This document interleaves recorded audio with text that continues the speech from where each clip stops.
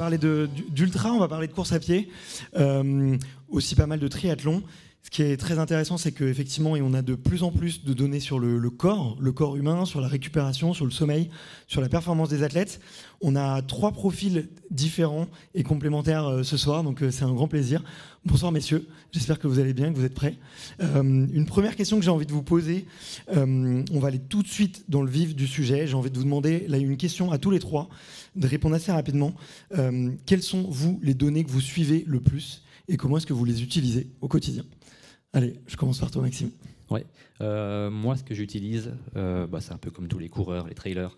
J'ai la montre, ma fréquence cardiaque, mon allure quand c'est à plat, et le RPE. Le RPE, pour moi, qui est hyper important, donc c'est le ressenti d'effort que j'utilise beaucoup avec moi, avec mes athlètes, ou sur Alpi Training aussi. Ok. RPE, c'est en anglais, c'est Received Perceived Effort ou Effort. Ouais, non, rating Perceived Effort. Okay. Ouais, en fait, c'est ta difficulté, enfin le ressenti de la difficulté d'effort. Donc, comment tu ressens toi ton effort ? De 0 à 10. De 0 à 10. Après, il y a d'autres échelles, mais souvent, c'est 0 à 10. Ok. Est-ce que tu peux donner peut-être un ordre de grandeur pour les non-initiés qui sont ici ? Ouais, quand je cours footing cool en endurance, par exemple, c'est RPE de 2 à 3 sur 10, par exemple. Et à l'opposé, une séance de VMA ou de PMA, on va être 8, 9, voire 10 sur 10 sur les fan blocks, par exemple. Ok, merci beaucoup. Cyril, je te vois sourire. Ouais, parce que je sais ce qu'il va répondre à côté, on se connaît bien. Moi, je suis un peu le Batman, en fait. Tout ce qui peut augmenter ma force, faire que je suis un super héros, je prends. Donc, je prends toutes les données que je trouve. Je suis très gadget. Et puis, en fait, après, une fois qu'elles me sortent un peu par la tête, j'arrête et j'essaie de me reconnecter avec mes sensations. Mais je passe beaucoup par des données pour après m'en débarrasser et me reconnecter avec mes sensations à moi et celles de mon environnement. Ok. Du coup, en ce moment, c'est quoi tes lubies, les données que tu suis le plus ? Moi, j'en suis pas tellement pour moi. J'essaie de me connecter vraiment avec mes sensations. Par contre, comme je suis pas mal d'athlètes, je leur apprends justement déjà à mettre la cotation entre 0 et 10 sur le RPE. Parce que c'est mettre, comme on l'a vu tout à l'heure, savoir évaluer l'effort d'un point de vue subjectif, c'est pas simple. Et puis en fonction de l'humeur du jour, en fonction de tout un tas de paramètres extérieurs, c'est très aléatoire. Donc ce que j'anime surtout, c'est pas tant les données, c'est la fréquence. Le faire régulièrement. Plus on le fait régulièrement, et plus on va pouvoir avoir une bonne évaluation. Si on le fait de temps en temps, de façon ponctuelle, c'est plutôt ça ma lubie, en fait. C'est le rythme et la régularité. D'accord, ok, très intéressant. Et toi, Goulven ? Moi, j'utilise très peu de données. C'est vrai que la data, l'IA, tout ça, je suis en train de m'y mettre petit à petit. Mais les 2 principales données que je regarde régulièrement, c'est mon poids déjà, parce que je suis un bon mangeur et je fais attention à rester à mon poids de forme. Et la deuxième, depuis maintenant 2 ans, depuis que j'ai été opéré d'un cancer de la thyroïde, c'est des prises de sang régulières. C'est-à-dire que tous les mois, des prises de sang sur d'éventuelles carences que je pourrais avoir, sur le fer, sur le magnésium, sur tout ça, pour vraiment être au top sur une saison complète et surtout sur la longévité de mes objectifs. Ok. Mais pas plus que ça. Bon, on a 3 profils très complémentaires. On a le passionné de données, celui qui en suit beaucoup moins, et effectivement plutôt des données santé. Tu l'as un peu mentionné, Cyril, mais du coup, quelle est la part un peu d'instinct et d'intuition ? Comment est-ce qu'on sait qu'on peut faire confiance à son instinct et à son intuition, notamment quand on part sur des courses qui vont durer quasiment 48 heures ? En fait, c'est parce que je passe par le stade de toutes les données, un maximum de données, intégrer toutes ces données objectives, que je comprends comment fonctionne mon corps humain, comment fonctionne tout mon organisme. Et une fois que j'ai passé cette étape-là, après, une fois de plus, je m'émancipe un peu de ces outils pour là me connecter au maximum avec mon ressenti intérieur et le mettre en adéquation avec tout ce qui est extérieur. Mathieu en parlait très bien tout à l'heure, il dit en fait en fonction de tous les paramètres extérieurs, c'est ça qui va conditionner aussi notre état de performance intérieure et d'aligner les deux. Et j'ai un mot qui est magnifique pour résumer tout ça, c'est Joël de René qui me l'a appris, il m'a dit ça s'appelle l'homéostasie. Et moi je suis un fan de la compréhension de mon écosystème intérieur, de celui qui est à l'extérieur, mais le but c'est de mettre les deux en adéquation. Et c'est ça la finesse en fait. Donc pour répondre à ta question, quand Mathieu parlait d'instinct, moi, j'aime bien parler d'intuition, justement, ce qui fait que finalement on est un petit peu au flair. C'est un peu des choses qui sont subjectives, pas toujours rationnelles, mais en général, quand on se connecte avec ça, on n'est jamais très loin de la vérité des données. Et on va même plus loin d'ailleurs que les données, parce qu'on est connecté avec ses sensations, avec ses émotions. Et ça, les données, elles ne le donnent pas trop. Très bien. Et toi, Goulven ? Tu suis aussi beaucoup ton instinct, ton intuition. Énormément. Je connais parfaitement mon corps. Avec mon corps, mon esprit, je fais vraiment qu'un. Et toutes les saisons que je fais, il faut savoir que pas tous les ans, je fais à peu près en moyenne 50 distances Ironman. Donc mon corps, je le connais parfaitement bien. J'ai pas peur de. Là, ça fait un mois quasiment que j'ai rien fait, parce que je reviens d'un x30 Ironman en Italie que j'ai remporté, comme tu as pu le dire. Et après ça, c'est un mois de repos. Donc j'hésite pas à mettre mon record au repos, lui foutre la paix, pour ensuite repartir tranquillement sur une nouvelle saison qui va commencer en mars. Mais mon corps, là, je le connais parfaitement bien. Je sais le type d'entraînement que je dois faire pour justement ne pas m'abîmer, préserver mon corps. Encore une fois, mon objectif sur du très long terme, c'est d'arriver à atteindre les 1000 distances Ironman. Ça prendra le temps qu'il faudra, peut-être 10 ans, 15 ans, 20 ans. Donc mon objectif, c'est vraiment de performer sur la durée. Et pour ça, je fais en sorte que mon corps, j'entretienne la machine pour pouvoir réaliser ces objectifs, mais énormément à l'instinct. Voilà, mon corps, je fais vraiment qu'un seul avec l'esprit, mon corps, et c'est ce qui me permet de performer et de durer dans le temps, et surtout de ne pas me blesser. Voilà, je touche du bois. Merci. Maxime, tu accompagnes beaucoup d'athlètes avec Alpi Training. Tu as aussi travaillé avec un team d'athlètes pro. Est-ce que tu as des anecdotes ou des cas concrets durant une course, parce qu'on parle un petit peu de préparation, mais aussi durant une course, où la donnée peut être vraiment pertinente et elle peut vraiment aider un athlète à gagner une course ou à faire une surperformance? Alors, je vais trancher un petit peu avec les deux autres. Moi, je pense qu'elle peut t'aider, au moins sur les débuts de course, si on parle d'ultra-endurance. Te canaliser un petit peu, te dire, bah voilà, pour ceux qui connaissent, j'ai mon premier seuil, mon deuxième seuil, j'ai telle allure cible et je vais faire un beau pacing sur un marathon, par exemple. Ça va permettre de respecter ça. Mais après, je vais quand même rejoindre Cyril aussi. L'instinct, il est quand même là, et parfois, tu te rends compte qu'un athlète qui a prévu un plan, qui a prévu de dire, ok, je pars pas plus vite que ça, il y a des fois, tu sens le truc, tu sais. Tu te dis, là, aujourd'hui, finalement, je suis au-dessus de ce que je pensais. Et tu as le droit d'y aller, quoi. Tu as le droit de ranger la montre, et puis tu pars, et puis tu te rends compte que ça marche. Donc, tu as le droit, mais oui, je pense que les datas sont importantes pour ceux qui les maîtrisent bien, pour ceux qui les connaissent. Bien utiliser ça, et ça permet au moins un début de course, le contrôler. Ouais. Est-ce que tu penses que, justement, pour les athlètes, c'est quand même pas le meilleur moyen pour se rassurer? J'ai un peu l'impression, en vous écoutant, que on est un peu des athlètes un peu parfois contre le fric, à regarder beaucoup de données, et puis finalement c'est juste pour se rassurer, et puis le jour J, ranger la tête et courir avec ses jambes. Oui, après il y a plein de data aujourd'hui, donc plus t'en as, c'est très bien, mais qu'est-ce que t'en fais déjà après? Faut savoir les traiter, les utiliser comme il faut, ça c'est une chose, mais si ça permet de les amener en forme le jour J, et puis que le jour J, ils se connaissent tellement bien, que la data ne sert plus à rien, et puis que leur course se passe bien, super. Hein. Ok. On a parlé un peu de données durant l'effort. Moi, je serais curieux de savoir vos bonnes pratiques sur la récup, et qu'est-ce que vous suivez en récupération. Parce qu'aujourd'hui, avec les montres qu'on a au poignet ou les téléphones, on peut capter énormément de données un peu de manière naturelle et qui disent un peu notre état de forme au quotidien. Est-ce que vous suivez, je sais pas, des choses sur votre sommeil, sur votre récupération, sur l'alimentation, sur les prises de sang? Qu'est-ce que vous suivez sur la partie récupération? Tiens, Goulven, je te vois tout au bout. Vas-y. Sur la récupération, moi, après une compétition, voilà, c'est vraiment tout arrêter. Pour ensuite recharger la batterie, recharger les batteries, c'est-à-dire que là, depuis ma dernière compétition, j'ai même arrêté tous les compléments alimentaires que je prenais, les vitamines et tout, j'ai tout arrêté pendant au moins 3 semaines pour vraiment décharger le corps et vraiment repartir de plus belle. Je surveille beaucoup mon sommeil. Moi, physiologiquement parlant, je suis un gros dormeur, j'ai besoin de dormir. Donc, je m'efforce de dormir 7 à 8 heures par jour, même si j'aurais besoin de 9 ou 10 heures, mais je fais attention énormément à mon sommeil. À partir du moment où j'ai bien dormi, la journée ensuite se passe bien. Alors après, il y a des contraintes journalières, j'ai 2 enfants en bas âge et tout ça, donc ça me demande beaucoup d'énergie, plus le travail, c'est pas ma profession, l'ultra-triathlon. Donc j'ai beaucoup de choses à gérer à côté de ça. Mais j'évite de disperser mon énergie dans des choses qui ne sont pas utiles à ma progression, que ce soit sportive ou professionnelle. Et il faut que je sois en forme. Donc le sommeil, pour moi, c'est très important. Et en complément, les prises de sang que je fais régulièrement, tous les mois, notamment avec le docteur qui est le docteur qui m'accompagne, le Denis Coster, qui a dû intervenir sur le biohacking, référent biohacking français, qui me suit beaucoup justement sur toutes ces données pour progresser sur la longévité.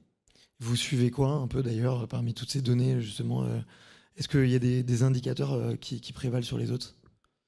Tout ce qui est vitamines, voilà, le fer, le magnésium, comme je le disais, le sommeil. Alors là, j'ai investi dans un bracelet justement de données, parce que voilà, mon but, c'est vraiment de durer dans le temps. Donc, je m'intéresse justement à toutes ces données, voilà, pour m'aider. Encore une fois, je veux pas me focaliser sur des chiffres. Je veux pas laisser en fait des chiffres me dicter ce que je dois faire ou pas. Je préfère garder cette part d'instinct, écouter mon corps, savoir si je peux faire telle ou telle compétition, telle ou telle épreuve sportive, marchage, entraînement. Mais toutes ces données que je vais pouvoir récupérer seront un complément d'information, mais à aucun moment je donnerai priorité à ces données-là. Mais c'est à moi d'apprendre à m'en servir de manière intelligente. Ok. Et toi, Cyril, sur la partie récupération, c'est quoi tes mantras? En fait, je suis en train de me dire qu'on se connaît très bien, Goulouane et moi. Et lui, en fait, la différence, je pense, tu dis si je me trompe, c'est que c'est quelqu'un qui est bourré de confiance en lui. Alors, il va me dire non, parce que Cyril, c'est pas vrai. Okay. Mais quand il part sur la ligne de départ, je sais que quelqu'un, quand il se fixe un objectif, il n'a pas de doute. Et moi, c'est tout l'inverse. Quand je me fixe un objectif, je suis bourré de doutes. Et ça répond à ta question, en fait, les données, c'est que moi, les données, dans le sport, elles m'aident à lever tous les doutes. Et plus je suis au top en termes mental sur la ligne de départ, plus je vais être performant. Donc il y a tout cet aspect mental en fait qui conditionne ma performance, et les données vont pas améliorer mon mental, mais vont améliorer mon état de confiance en moi. Donc j'ai moins de peur, j'ai plus de confiance. Vous faites la confiance, moins la peur, c'est le capital énergétique ça. Donc pour un maximum d'énergie sur la ligne de départ, moi j'ai besoin de toutes ces données. Ça me rassure. Et pour parler de la récupération et du sommeil, sur l'enduroman, pendant 1 an, c'était un des facteurs clés de succès pour moi, de bien récupérer dans la préparation, et pendant de savoir récupérer à quel moment. Et pour ça, j'étais allé à l'Hôtel Dieu voir François Duforez, spécialiste du sommeil, et il m'avait fait une batterie de tests. Donc là encore, des données sur le sommeil. Et il m'avait dit, Cyril, voilà, pour toute ta préparation, si tu dors 6h15 par nuit, t'es au top. Ah oui. Et moi, je croyais que j'étais un petit dormeur en dormant 6 heures. Je croyais. C'est une fausse croyance. Et donc François, il m'a amené des datas. Il m'a dit 6h15, c'est super pour toi. Et là, ça m'a levé encore plein de doutes. Et pour répondre juste à cette question sur le sommeil, tu vois, la récupération, les données m'ont énormément aidé. Et même après, évidemment, pour la récupération, bien sûr. Merci de nous partager ça. C'est des valeurs. En tout cas, ça va un peu contredire ce qu'on peut entendre ici et là. Donc, ça donne une autre perspective. Merci beaucoup pour ça. Maxime, je serais curieux aussi d'avoir ton avis, à la fois en tant qu'athlète et aussi via les athlètes que vous accompagnez. Vous leur fournissez des plans d'entraînement. Est-ce qu'on leur fournit aussi des plans de récupération? On les conseille, au moins. On les conseille, plans de récupération. Après, on met des questionnaires en place sur Alpi, par exemple. Questionnaire de Hooper, aussi la HRV. Ouais, okay. Pareil, c'est une data que tu peux prendre, la HRV. Pour tu peux préciser un petit peu ce que c'est? Ouais, après, du coup, il y a plusieurs questionnaires. C'est des questionnaires où tu vas répondre si tu as bien dormi, si tu as des douleurs musculaires, si tu es anxieux, stressé. Voilà, c'est des choses où tu peux donner une note dessus. Donc, on revient un peu au RPE, si tu veux bien. Ouais. Et on peut corréler ça avec d'autres choses, comme la HRV, qui est le temps entre 2 battements au niveau du cœur, voilà, pour schématiser grossièrement. Et avec tout ça, en fait, on peut englober et sortir une note, donc on revient sur les datas, une note qui te dit, aujourd'hui, selon nous, tu es apte à faire une séance d'entraînement intense. Non, tu n'es pas apte, donc la séance, on la diminue, ou tu es vraiment dans les choux, et là, la séance, tu la reportes. Donc, ça reste du ressenti couplé avec la data. Donc, moi, je dirais ça comme ça. Et après, pour l'entraînement, pour la récupération, je vais dire le sommeil, on y vient toujours. Aujourd'hui, on en parle beaucoup. Le sommeil, bien manger surtout, bien manger, bien boire. La science là-dessus, elle le dit, c'est le plus simple à mettre en place et c'est ce qui marche le mieux aujourd'hui. Ça veut dire quoi, bien dormir? Bien dormir, tu vois, souvent on parle, Cyril parlait de 6h15 pour lui, mais grossièrement, un bon sportif d'endurance, ultra-endurance, il ne dort pas 8 heures par nuit, il a le droit à faire une sieste, tu vois, il a le droit à récompenser ça avec une sieste, on sait que ça marche. Donc, bien dormir, ça commence par se coucher tôt, heures régulières, et puis beaucoup, quoi. Voilà, ok. Moi, je suis surpris en tant que, on va dire, sportif amateur de voir de plus en plus de gadgets, de technologies, de données, de tracking qui arrivent et effectivement qui sont utilisés par les athlètes pro, semi-pro. Le très haut niveau, ça me semble normal. On tire la performance de plus en plus loin, mais on voit qu'elles sont de plus en plus aussi commercialisées au plus grand nombre. Qu'est-ce que vous voyez, vous, un petit peu comme grosses avancées technologiques qui peuvent faire avancer aussi le haut niveau, mais aussi qui peuvent peut-être parfois être pas forcément faire de sens pour le grand public? Peut-être Maxime, tu as un avis là-dessus? Ouais, j'ai un avis, ouais. Bah, on va revenir dessus, mais moi je trouve que on parle d'endurance, d'ultra-endurance, et les coureurs, ou peu importe le sport, ils sont pas au clair avec ce qu'ils doivent manger.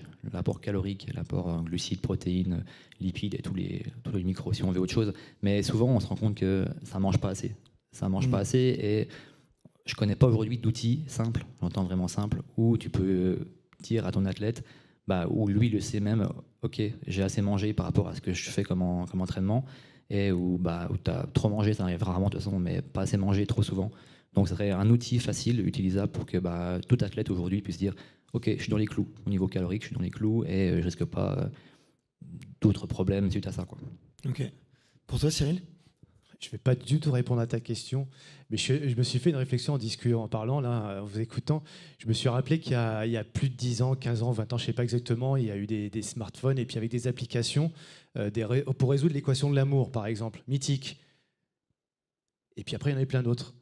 Donc, est-ce qu'aujourd'hui, les gens ont autant de difficultés à trouver l'âme sœur? J'ai le sentiment que c'est plus compliqué aujourd'hui, pourtant il y a plein de données, il y a plein de data. Et en fait... Est-ce que c'est un premier filtre, finalement, toutes ces données, qui permettent après de se rapprocher un peu plus de soi, pour le coup, pour les données sportives, mais pour parler des données amoureuses, affectives, quelque chose qui va te permettre de te rapprocher un peu plus de ton alter ego, de la personne qui va te faire vibrer dans la vie, peut-être, mais pour autant, à la fin, c'est à toi d'aller chercher ça, de sentir ça. Et l'amour, finalement, tu pars plein de données partout. Je pense que c'est un peu pareil dans le sport. Tu as plein de données partout, mais finalement, tu ne sais pas quoi en faire, tu ne les utilises pas bien. À un moment donné, il faut se faire confiance aussi, aller chercher l'âme sœur là où il se trouve. Et moi, dans le sport, oui, c'est vrai que c'est un peu des raccourcis ce que je dis, mais après avoir tout testé, toutes tes données, je me sens très proche de toi en me disant, moi j'en ai, mieux je me porte. Mais d'un autre côté, je me dis que j'ai dû passer par tous ces filtres dont parle Maxime. Et pour parler de cette application Alpi, moi je l'utilise et bon, elle me rassure quand même. Et une fois de plus, ça me rassure. Mais c'est pas ça qui me rapproche de la performance. C'est moi après mon travail. Et j'ai un peu l'intuition que dans l'amour, c'est un peu pareil. Ça n'a rien à voir, vous allez me dire, mais on met plein de données. Est-ce que le résultat, il faut justement ces gadgets, est-ce qu'ils servent à quelque chose? Oui, l'amour, c'est un peu divin. Et je me dis que dans le sport, des fois, ce que tu arrives à faire toi, 30 Ironman, c'est quand même un petit peu... ça dépasse l'entendement, c'est irrationnel, et je trouve ça tellement magique. Non, mais je suis entièrement d'accord avec ce que tu dis, je te rejoins complètement. Les données, c'est très bien, mais il ne faut pas trop de données, tuer les données. J'ai peu l'occasion d'avoir de données pendant mon x30 Ironman en Italie. Je pense que si j'avais eu des données, je pense que les données, elles m'auraient dit on arrête le sketch, on arrête les blagues. Moi, je suis un gros dormeur, physiologiquement parlant. En Italie, je dormais à peu près 3 heures par nuit. J'avais une carence de sommeil, j'avais une carence d'alimentation, j'avais des carences partout. Ça ne m'a pas empêché à vélo de faire plus de 400 km tous les jours. Quand j'étais sur le format course à pied, je faisais en moyenne 80 à 100 km par jour, alors que je ne mangeais pas le nombre de calories que j'aurais dû ingurgiter par rapport à tout ce que je perdais. Mais ça ne m'empêchait pas d'avancer. Voilà, je pense que les données auraient été à l'encontre de tout ce que je peux faire.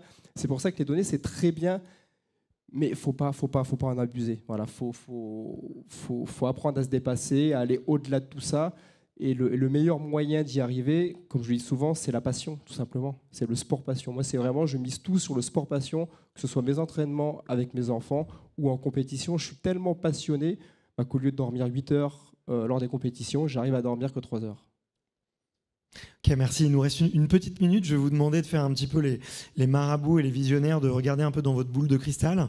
Si on doit s'imaginer l'ultra-endurance, l'ultra-trail d'ici 20 ans, qu'est-ce qui vous pense, quels sont les gros changements que vous voyez arriver?